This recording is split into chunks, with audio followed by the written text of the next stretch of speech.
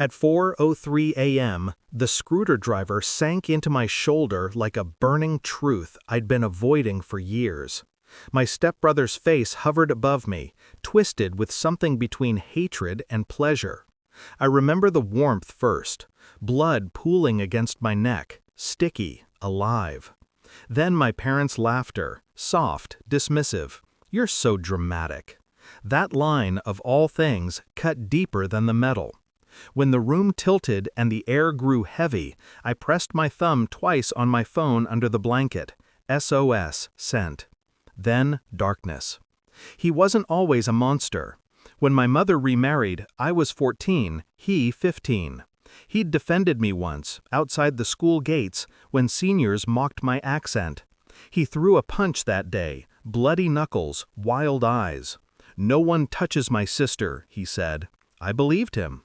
Years blurred into shared dinners, silent car rides, birthdays that looked perfect in pictures. But behind every family photo was my mother's hand tightening around his father's, and my father's portrait boxed in the attic. Then, somewhere between inheritance papers and new locks on old doors, I stopped being his sister. I became the obstacle. The first sign came in whispers, missing cash, late-night arguments, messages half-deleted from my mother's phone.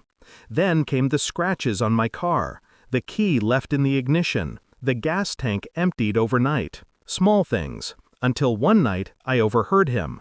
"I'll make her leave, one way or another."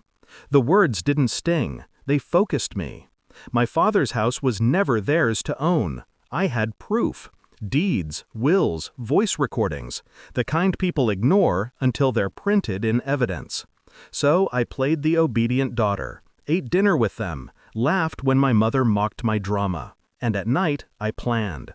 The SOS I sent that morning wasn't random.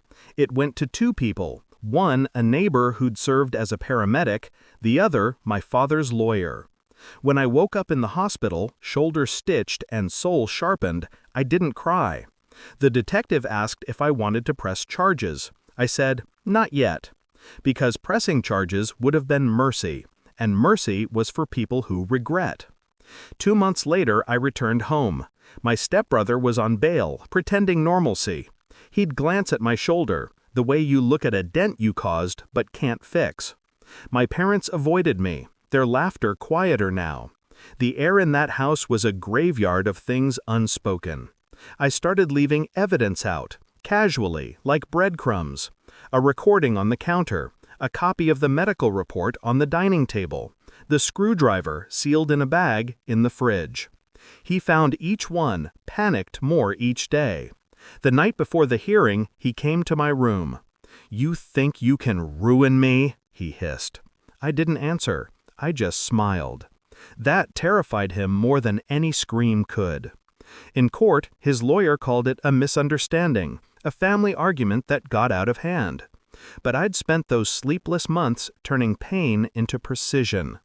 I handed over everything, the recordings, the bank statements showing forged withdrawals, the messages from my mother instructing him to scare her enough to leave. The silence that followed was heavy, suffocating. Even the judge didn't look up at first. Then he did. His face changed, not shock, but disgust. At them, not me. My mother's face went pale, like she finally saw herself in the reflection she'd built. My stepbrother stopped breathing for a second when the prosecutor said the words attempted murder, conspiracy, fraud. I sat still. I'd already mourned them long ago. He got 12 years. She got 6 for aiding and falsifying evidence. The house, my father's house, was legally restored to me. People said I looked cold during sentencing. Maybe I was. Maybe when someone drives metal through your skin while others laugh, something inside you stops waiting for apologies. Last week, the judge saw me again, outside the courthouse, purely by chance. He nodded, almost respectfully. "I rarely see silence used as a weapon," he said. "You did it well." I didn't respond. I just thought of that night. The screwdriver, the laughter, the way my blood felt warm until it didn't. Justice doesn't roar. It doesn't scream, it waits. And when it finally speaks, it leaves the courtroom silent.